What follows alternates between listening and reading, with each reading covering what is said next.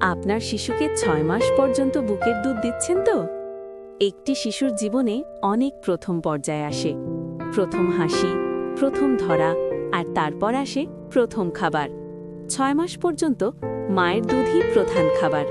৬ মাস পরে শক্ত খাবারের সাথে শুরু হয় পরিচয় পর্ব। শক্ত খাবার তখন হয় শুধু পরিপূরক, শেখার জন্য, স্বাদ বোঝার জন্য, অভ্যাস করার জন্য। কোনো লবণ নয়, কোনো চিনি নয়, কোনো মধু নয়। খাবার হবে মসৃণ, নরম, নিরাপদ। প্রথম সপ্তাহ, এখানে লক্ষ্য পুষ্টি নয়, বরং শেখা।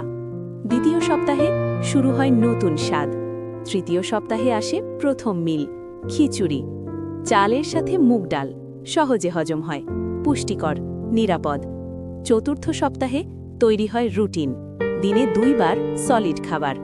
1 বছরের আগে যেগুলো একদম নয়: গরুর দুধ, মধু, লবণ, চিনি, শক্ত খাবার, কারণ নিরাপত্তা সব কিছুর আগে। ধীরে ধীরে আসে নতুন স্বাদ। প্রতিটি চামচ শুধু খাবার নয়, এটা ভবিষ্যতের প্রস্তুতি, কারণ একটি নিরাপদ শুরু মানে একটি সুস্থ ভবিষ্যৎ।